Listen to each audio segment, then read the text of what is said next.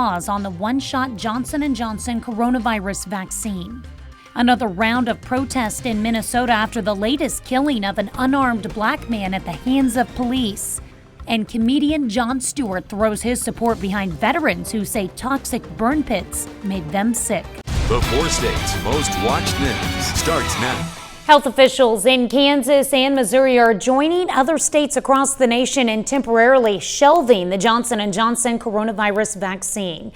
This is KOAM News at Noon. I'm Tanya Bach. Topping our first 7 minutes, both the CDC and FDA recommend a pause in the use of the one-shot Johnson & Johnson COVID-19 vaccine to investigate whether it has caused some rare blood clots. Officials say there have been 6 reported cases of blood clots out of more than 6.8 million doses delivered. All 6 cases occurred in women between the ages of 18 and 48, and their symptoms developed 6 to 13 days after receiving the vaccination. Johnson & Johnson issued a statement saying there is no clear relationship between these rare events and its vaccine.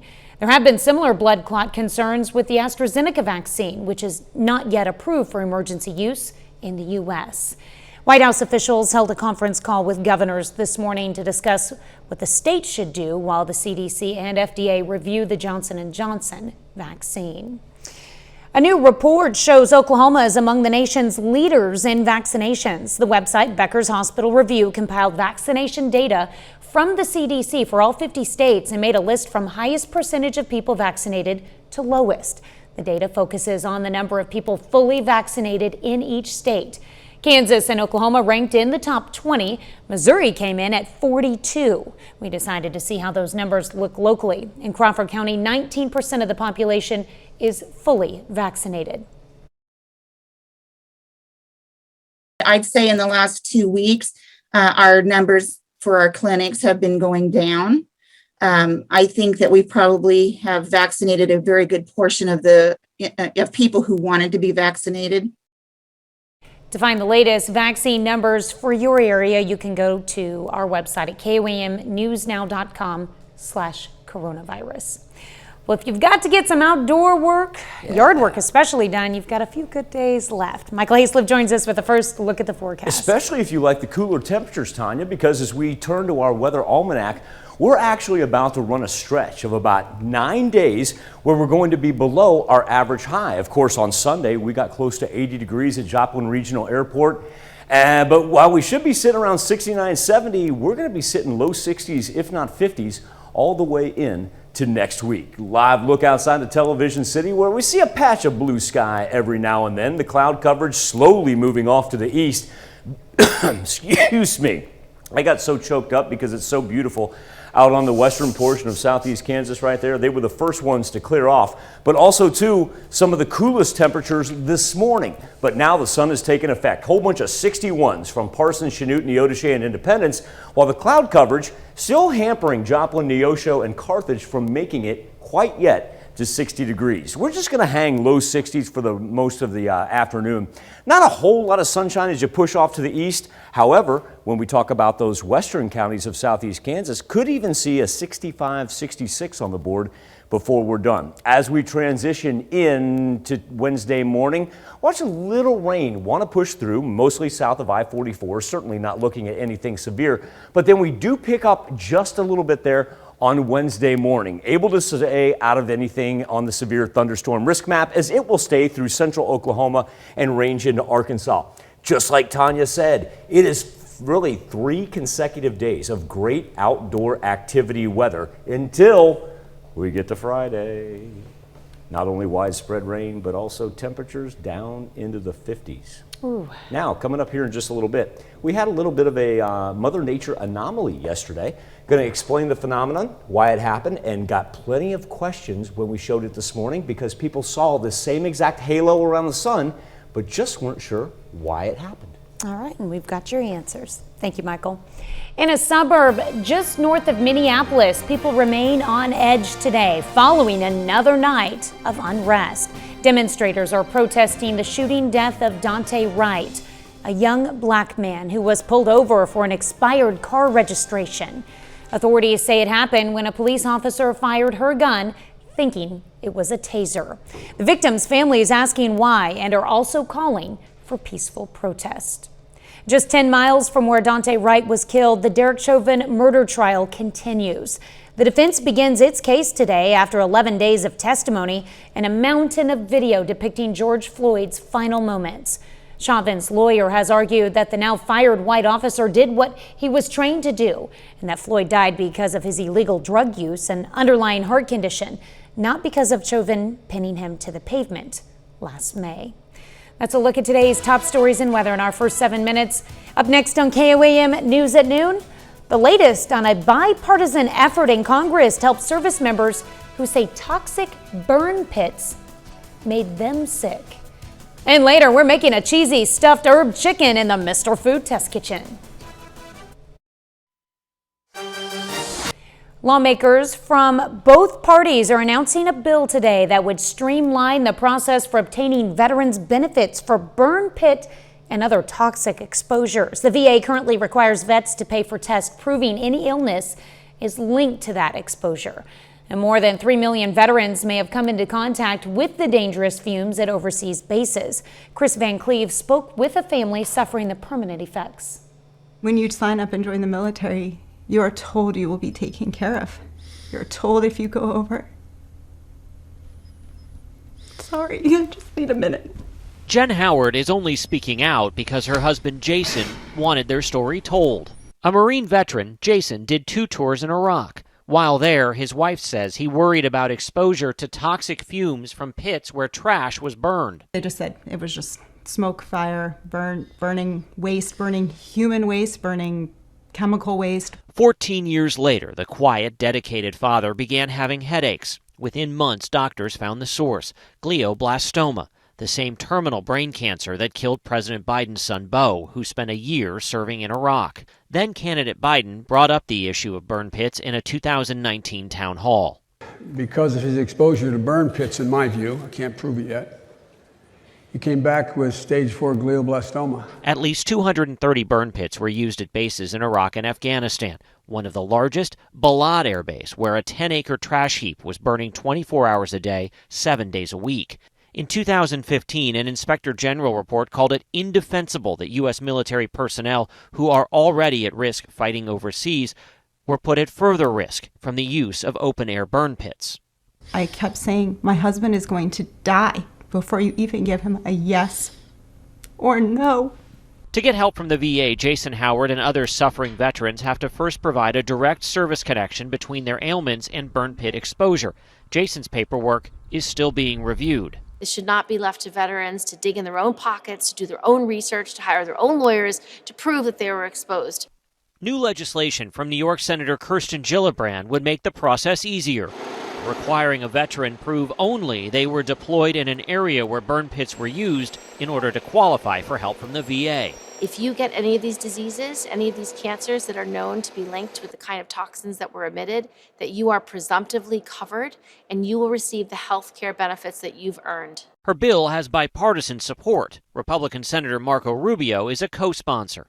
No more bureaucratic studies, no more bureaucratic red tape. And it has some star power attached too. The worst case scenario is that we grant health care to a veteran suffering a terrible disease. Jon Stewart joined the cause 2 years ago, seeing parallels in his battle to create permanent benefits for 9/11 first responders. This is the true cost of war. Don't make the veterans pay for your budgeting error.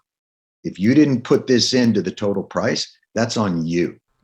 Not on the families, not on the veterans. That's on the government. The VA declined to comment on pending legislation, but pointed to ongoing burn pit research, as well as the agency's burn pit registry, where more than 200,000 service members and veterans have already signed up, but that does not guarantee them coverage. Chris Van Cleve, CBS News, Washington. Well, President Biden said he wants to see the issue addressed. Senator Gillibrand hopes to get a vote on the legislation this year. Still to come on the KOAM News at Noon, Mr. Food. Today, we're going to turn this into a butterfly. There's no magic required, just a sharp knife and a few tips that I'll show you coming up. Don't fly away just yet. Michael Hayslip returns with your complete forecast.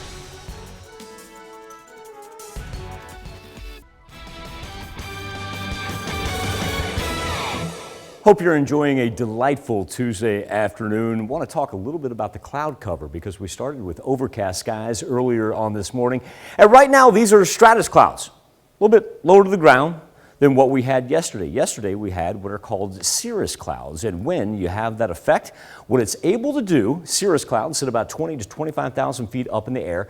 They develop ice crystals in them. And after we showed this shot on the KOAM Morning News, I got multiple questions on Facebook saying, hey, we saw the same halo ring around the moon with a rainbow effect from it. This taken by our own Charles E. Eberly, who actually runs our cameras right here on the KOAM News at Noon.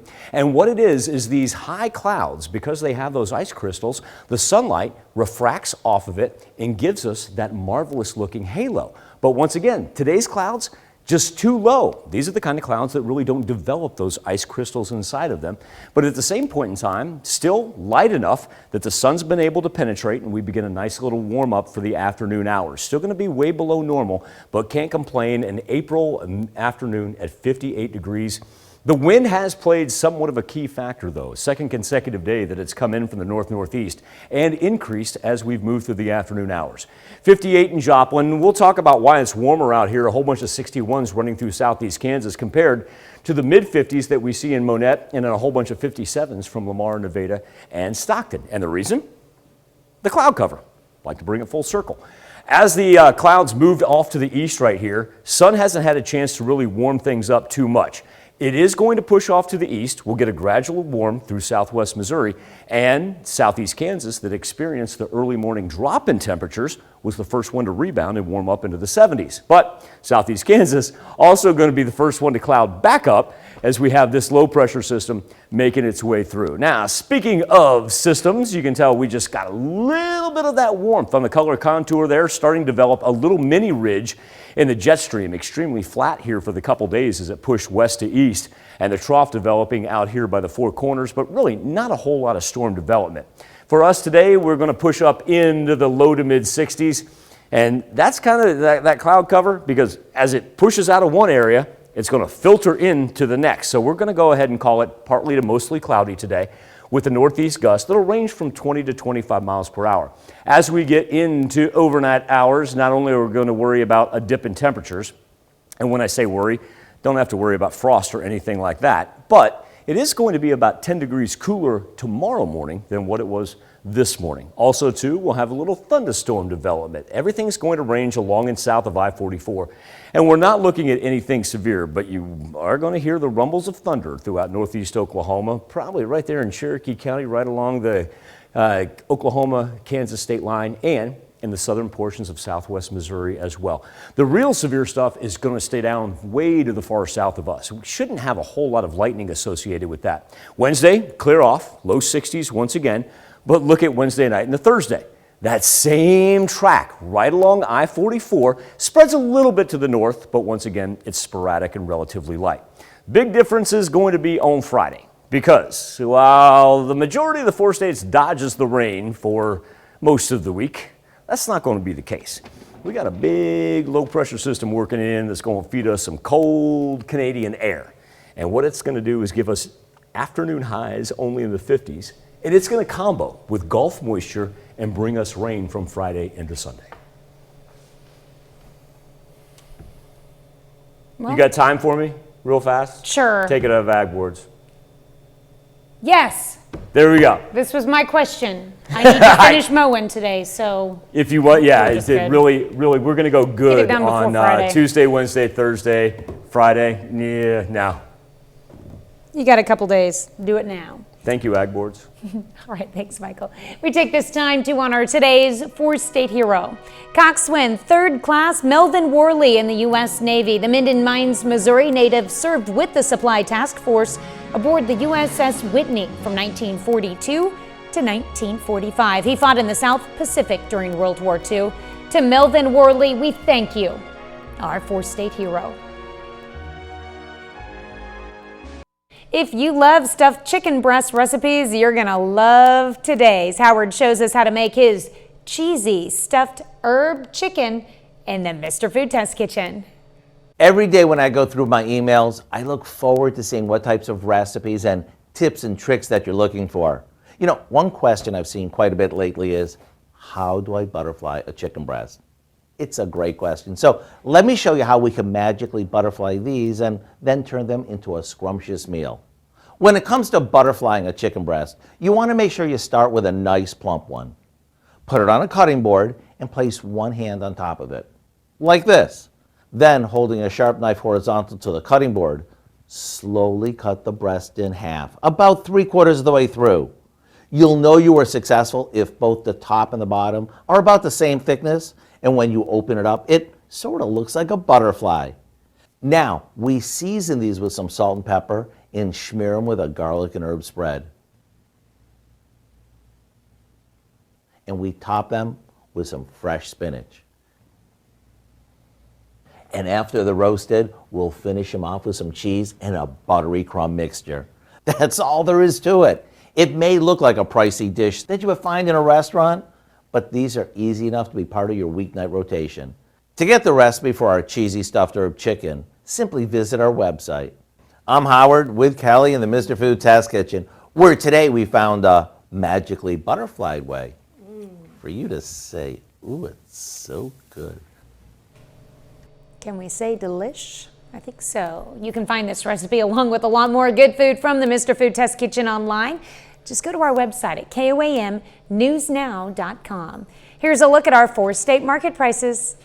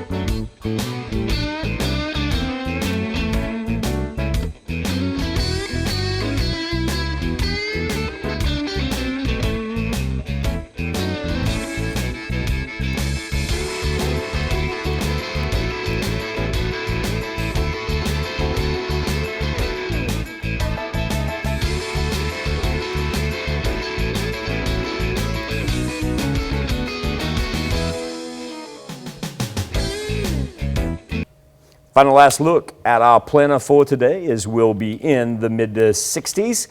And remember, overnight, we're looking at limited thunderstorm development along and south of I-44. Nothing severe to worry about. And then we kind of rinse and repeat as Wednesday night will be the same into Thursday before we get widespread rain on Friday. Well, coming up tonight at 5, millions of people have spent the past year working at home, and face-to-face meetings are now done through a camera. But new technology is changing how we interact online. From avatars and virtual objects, we look at how some companies are offering mixed reality technology. I know. Plus, the CDC and FDA calls for a pause on Johnson & Johnson vaccines after blood clotting cases arise. We'll hear from local vaccine administrators. And the IRS continues to have a busy and complicated year with many still waiting for their tax refunds. We'll explain the challenges. Join us for those stories and much more tonight at 5. Thank you all for joining us here on the KOAM News at Noon. Tanya and I will see you again tomorrow morning. And the rest of the team right back here at 5 o'clock.